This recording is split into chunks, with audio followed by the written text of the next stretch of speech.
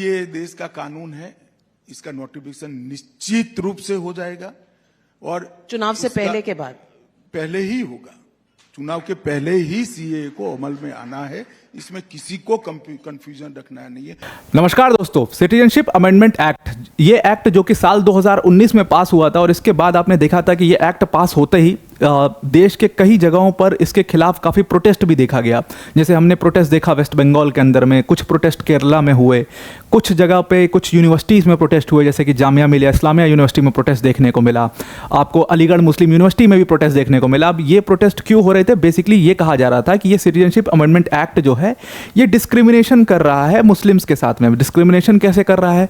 क्योंकि ये citizenship amendment act सिर्फ हिंदूज, जैन्स, बुद्धिस्ट, पारसीज, क्रिश्चियंस, सिख्स, इन 6 रिलीजन्स को ही नागरिकता दे रहा है भारत में। मुस्लिम्स को क्यों नहीं दे रहा है? मुस्लिम्स भी तो परसिक्यूटेड हैं और ख़ास तौर से ये जो 6 कम्युनिटीज़ हैं ये परसिक्यूटेड कम्युनिटीज़ है, जो कि हमारे जो पड़ोसी देश हैं बांग्लादेश, अफगानिस्तान और पाकिस्तान, इन तीनों देशों में काफ़ी परसिक्यूशन हुआ है इन रिलीजन्स के साथ। तो इन रिलीजन के लोगों को हम नागरिकता देंगे भारत देश में, ये सिटीजनशिप अमेंडमेंट एक्ट कहता था।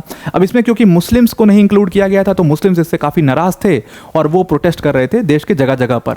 हालांकि इसमें सिंपल से इसको जस्टिफाई इसलिए किया गया कि सिटीजनशिप अमेंडमेंट एक्ट, देखो किसी की नागरिकता, क्योंकि इसमें कई सारी बात ये आ रही थी कि ये मुस्लिमों की नागरिकता ले लेंगे या ये गलत हो रहा है, डिस्क्रिमिनेशन हो रहा है, तो इसको जस्टिफाई करते हुए सरकार ने कहा था कि हम किसी की इस एक्ट के थ्रू नागरिकता तो ले नहीं रहे हैं बल्कि हम नागरिकता दे रहे हैं। अब मुस्लिम्स को नागरिकता क्यों नहीं दिया गया या उनको इंक्लूड क्यों नहीं किया गया इसमें? क्योंकि वो परसिक्यूटेड रिलीजन्स नहीं है। मतलब एक तो देखो माइनॉरिटी, ऊपर से परसिक्यूशन। अब देखो मुस्लिम्स जो हैं वो बांग्लादेश, अफगानिस्तान और पाकिस्तान, तीनों देशों में बहुतायत में मौजूद हैं और जो उनके आपस में एथनिक क्लैशेस हैं, जैसे रोहिंग्या मुस्लिम्स के क्लैश थे म्यांमार के अंदर में, तो अब रोहिंग्या मुस्लिम्स जो हैं उनको वो एथनिक क्लैश में फंसे हुए हैं, या बांग्लादेश के जो मुस्लिम्स हैं या अहमदिया मुस्लिम्स हैं वो भी एथनिक क्लैश में फंसे हुए हैं। तो एथनिक क्लैशेस में इनको इंक्लूड नहीं किया गया, इसमें रिलीजन्स को इंक्लूड किया गया है, खास तौर से परसिक्यूटेड रिलीजन्स को। तो ये जो जितने रिलीजन्स का नाम मैंने बताया आपको, 6 रिलीजन्स का, ये इन तीनों देशों में एक तो माइनॉरिटी में मौजूद थे और दूसरा ये परसिक्यूटेड रिलीजन्स थे कि इनकी जनसंख्या काफ़ी तेज़ी से डिक्रीज़ हुई थी और परसिक्यूशन के कई सारे पैमाने हैं जिस पे ये डिसाइड किया जाता है कि कौन सा रिलीजन परसिक्यूटेड है। तो उसके बाद उनको नागरिकता देने की बात हो रही थी। तो इसमें साफ साफ कहा गया था कि सिटीजनशिप अमेंडमेंट एक्ट सरकार द्वारा इसको अभी पास कर दिया गया साल 2019 में और इसको बहुत जल्दी, मतलब अगले इलेक्शन से पहले इसको लागू भी किया जाएगा। तो अगला इलेक्शन 2024 में था, 2024 में अभी इलेक्शन चल ही रहा है, तो इस सिटीजनशिप अमेंडमेंट एक्ट को फाइनली पहली बार लागू भी कर दिया गया है। अब इसको लागू करने के बाद इसमें 350 जो लोग थे, जो मैंने आपको बताया कि वो उन 6 रिलीजन से आते हैं, उनको पहली बार सिटीजनशिप दे दी गई है 350 लोगों को, और उन 350 में से 14 लोगों को फिजिकल सिटीजनशिप के सर्टिफिकेट्स भी दिए गए हैं दिल्ली में, न्यू दिल्ली में बुला करके। तो now this is very important for the whole world, क्योंकि देखो इसको क्या था ना कि इस सिटीजनशिप अमेंडमेंट एक्ट को काफ़ी ज़्यादा क्रिटिसाइज़ किया जा रहा था वेस्टर्न मीडिया द्वारा। वेस्टर्न मीडिया भी इसको काफ़ी डिस्क्रिमिनेटरी और ये सारी चीज़ें कह रही थी। लेकिन अभी गवर्नमेंट ने जब ये 14 लोगों को फिजिकल सर्टिफिकेट्स दिए हैं, 350 लोग टोटल लोगों को सिटीजनशिप दिया है, ये एक कंप्लीट मैसेज है पूरे वेस्टर्न मीडिया को that Indian government strong decisions लेती है और अपने डिसीजंस को बैक भी करती है और उनको इंप्लीमेंट भी करती है। क्योंकि इंप्लीमेंटेशन का एक बहुत बड़ा इशू है जो हमेशा इंडिया के एक्ट्स के साथ होता है कि वो पार्लियामेंट में तो पास हो जाते हैं लेकिन वो आगे चल करके इंप्लीमेंट नहीं हो पाते। ऐसे नंबर ऑफ एक्ट्स हैं जो मैं आपको आगे चल करके बताऊंगा। अब जो ये सिटीजनशिप अमेंडमेंट एक्ट लागू हुआ है, हुआ क्या था कि कुछ महीनों पहले, यानी कि मार्च का ये आर्टिकल है जो मैं आपके सामने प्रेजेंट कर रहा हूँ, ये मार्च का आर्टिकल है। मार्च में सिटीजनशिप अमेंडमेंट एक्ट को लेकर के रूल्स निकाले गए थे, रूल्स को नोटिफाई किया गया था कि एक्ट का इम्प्लीमेंटेशन किन रूल्स के बेसिस पर होगा।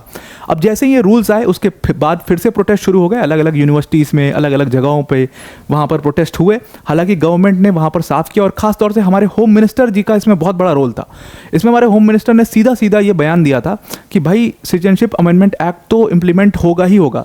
सबसे पहले तो पास करने, जब बिल आया था तब बहुत ज़्यादा हो हल्ला हुआ था कि ये पास नहीं होना चाहिए, तब भी इन लोगों ने कहा था, गवर्नमेंट ने कहा था कि ये पास तो होके रहेगा, पास हुआ। उसके बाद इन्होंने कहा था अब ये इम्प्लीमेंट भी होकर के रहेगा और ये चुनाव से पहले इम्प्लीमेंट होगा, चुनाव के रिजल्ट से पहले ही किया जाएगा सारा कुछ काम इसके रिलेटेड, और वो काम अब इन्होंने कर दिया है। तो इन्होंने रूल्स नोटिफाई कर दिए थे मार्च में और तभी ये पता लग गया था सबको, इंटरनेशनल मीडिया, जो लोग इसको क्रिटिसाइज कर रहे थे, जो लोग प्रोटेस्ट कर रहे थे, सबको पता लग गया था कि अब रूल्स आ गए हैं तो इम्प्लीमेंटेशन तो निश्चित तौर पे हुआ है। और इवन रूल्स को भी इन्होंने क्या किया, रूल्स को भी काफ़ी इन्होंने ईज कर दिया था। जैसे पहले अगर आपको सिटीजनशिप चाहिए तो 1955 के एक्ट के थ्रू आपको लेना होगा, और उसमें बहुत सारे नियम थे। मतलब आपको वो चीज़ें प्रूव करते करते ही इतना वक्त लग जाएगा कि आप उसको, मतलब आपके पास वो सारे डॉक्यूमेंट्स होना बहुत मुश्किल है प्रूव करने के लिए कि मैं, मतलब नेचुरलाइजेशन से, या बहुत सारे तरीके हैं, मैं उस पर नहीं जाऊंगा, काफ़ी लंबी हो जाएगी वीडियो कि किस तरीके से मुझे सिटीजनशिप चाहिए, और उसके लिए काफ़ी सारे डॉक्यूमेंट्स लगते थे।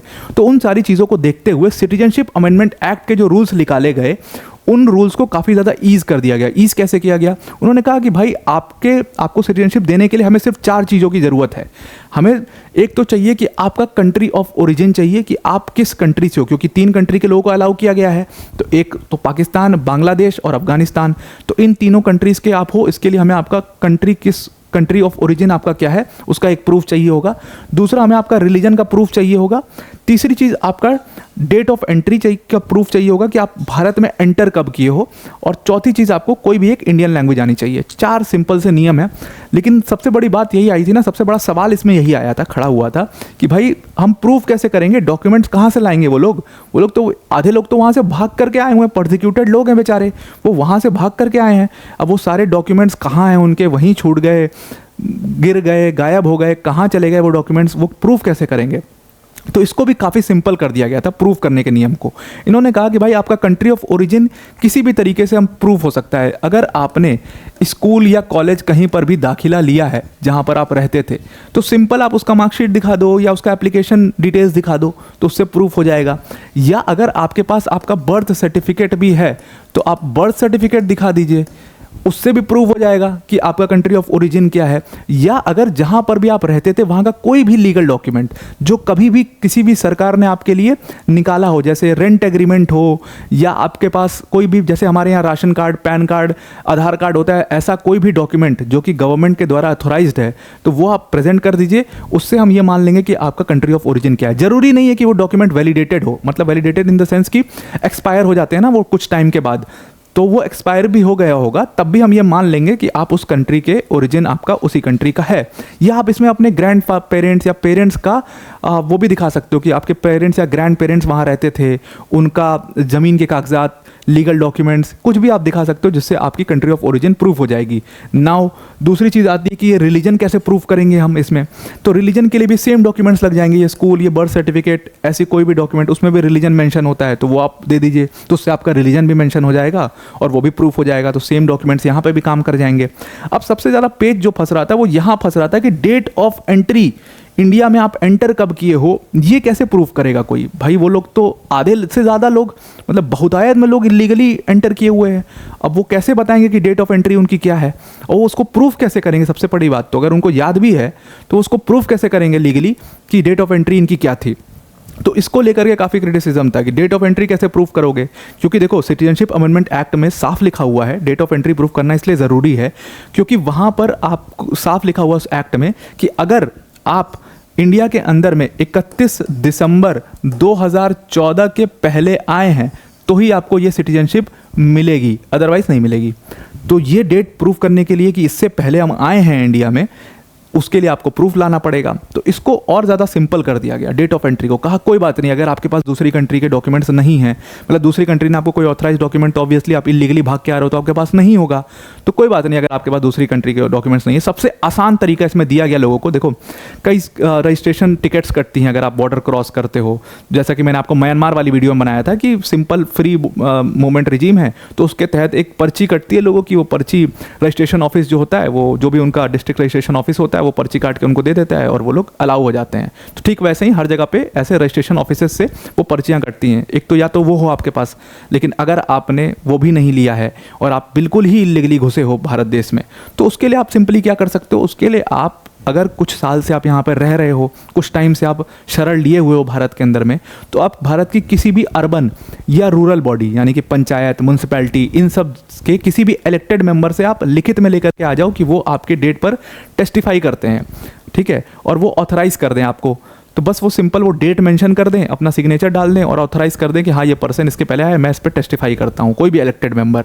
तो पंचायत के सदस्य हो सकते हैं, अध्यक्ष हो सकते हैं, या वो प्रधान हो सकते हैं, ये लोग आपको टेस्टिफाई कर सकते हैं। और ये बहुत ईजी प्रोसेस है, क्योंकि इलेक्टेड मेंबर्स होते हैं, उनके पास आप जाओगे, वो आपको लिखित में डॉक्यूमेंट दे देंगे, जिससे आपका ये प्रूफ हो जाएगा कि आपकी डेट ऑफ एंट्री क्या है।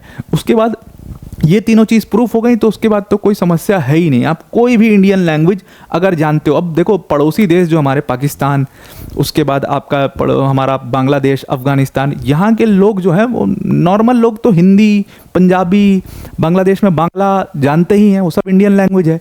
तो यहाँ पर ये चीज़ भी नहीं मेंशन है कि 8th शेड्यूल में जो हमारी लैंग्वेजेस हैं वो आपको आनी चाहिए।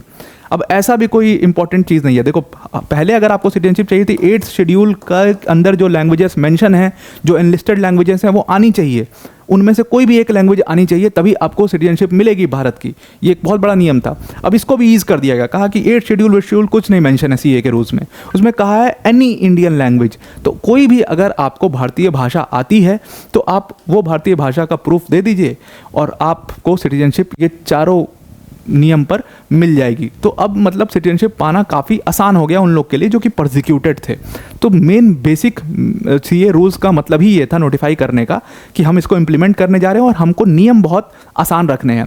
अब जैसे ये सीए रूल्स निकले, अब आपको पता है कि जैसे ये एक्ट पास हुआ था 2019 के बाद, तो बहुत सारे स्टेट जहाँ पर दूसरी सरकारें थी, अपोजिशन की सरकारें थी, उन्होंने कह दिया था कि हम तो जी अपने स्टेट में इसको लागू ही नहीं होने देंगे। जैसे वेस्ट बंगाल में कह दिया था, केरला के अंदर में कह दिया था कि हम तो लागू ही नहीं होने देंगे। तो सरकार के दिमाग में वो भी था रूल्स बनाने से पहले कि भाई स्टेट वाले बहुत प्रॉब्लम करेंगे, इनको इन्वॉल्व ही नहीं करते हैं। तो उसका भी जुगाड़ कर दिया इन्होंने कि भाई स्टेट का कोई इन्वॉल्वमेंट ही नहीं होगा इसमें, ये सब कुछ सेंट्रली हम मैनेज कर लेंगे, कोई दिक्कत नहीं है। इन्होंने कहा कि हम एक काम करते हैं, हम एक एम्पावर्ड कमेटी बनाएंगे और उसके साथ साथ हम एक डिस्ट्रिक्ट लेवल कमेटी, जिसको डीएलसी कहते हैं, वो भी बनाएंगे। अब ये एम्पावर्ड कमेटी और district level committee, whole sole responsibility इनकी होगी कि इनके पास ही सारे एप्लीकेशंस रिसीव होंगे, ये उसको वेरीफाई करेंगे और उसको प्रोसेस भी आगे यही लोग करेंगे, इस कमेटी के लोग। और ये सब कुछ सेंट्रली एडमिनिस्टर होगा, सब कुछ सेंट्रली मैनेज होगा, स्टेट का इसमें कोई लेना देना नहीं है।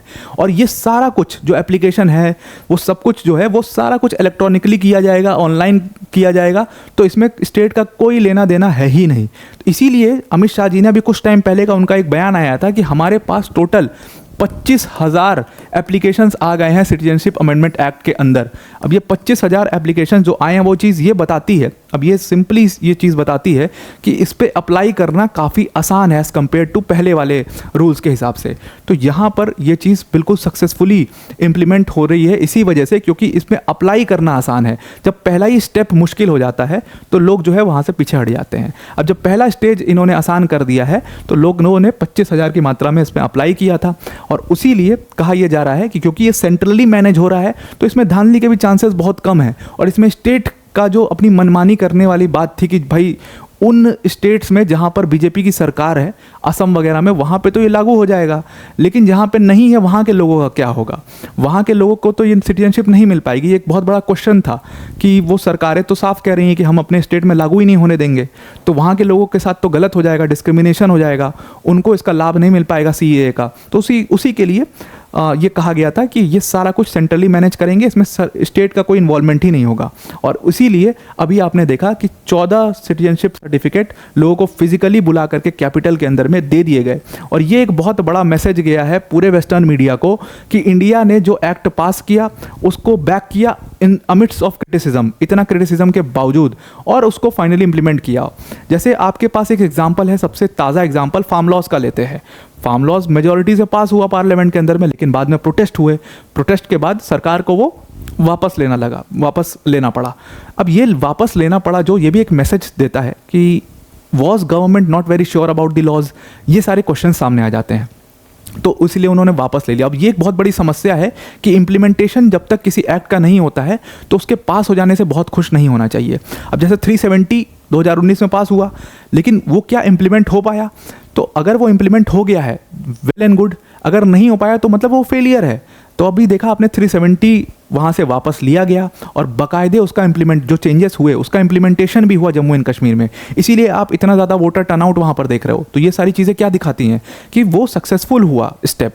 तो उसी तरीके से जब ये 14 लोगों को फिजिकल कॉपी और 350 लोगों को टोटल में रजिस्ट्रेशन सिटीजनशिप दे दिया गया पहले फेज़ के अंदर में, तो ये चीज़ ये दिखाती है कि जो एक्ट पास किया पार्लियामेंट में, जिसके ऊपर मेहनत की पार्लियामेंट ने, वो फाइनली जो है वो सक्सेसफुल हुआ है वो एक्ट, क्योंकि वो इम्प्लीमेंट हो चुका है। तो ये एक्ट्स की ना एक बहुत बड़ी प्रॉब्लम है, वो पास तो हो जाते हैं, बिल पास होकर एक्ट तो बन जाता है, लेकिन वो धरातल पर इम्प्लीमेंट नहीं हो पाता है इंडिया में, तो उसका कोई फ़ायदा ही नहीं है फिर पास होने का। तो जब वो धरातल पर इम्प्लीमेंट हो गया है, तो इसीलिए इस पूरे सिटीजनशिप अमेंडमेंट एक्ट को एक बहुत बड़ा सक्सेस माना जा रहा है गवर्नमेंट का। नाउ वीडियो को एंड करने से पहले एक और चीज़, लास्ट चीज़ मैं आपको अनाउंस करना चाहता हूँ अनअकैडमी टीम की तरफ से, दैट अनअकैडमी टीम ने इस बार साल 2023 में 300 से भी ज़्यादा सिलेक्शंस दिए यूपीएससी सीएससी 2023 के रिजल्ट्स में, और उन सिलेक्शंस में हमारे all India rank Aditya Shrivastava sir वो भी इंक्लूडेड है, वो भी हमारे ऑनलाइन प्लेटफॉर्म के लर्नर थे। अब इसीलिए ये जो हमारी सक्सेस है इसको हम आपके साथ मिल करके सेलिब्रेट करना चाहते हैं, तो इसीलिए हमने कई सारे बैचेस आपके लिए निकाले हैं, बहुत लो कॉस्ट पर ये बैचेस निकाले हैं।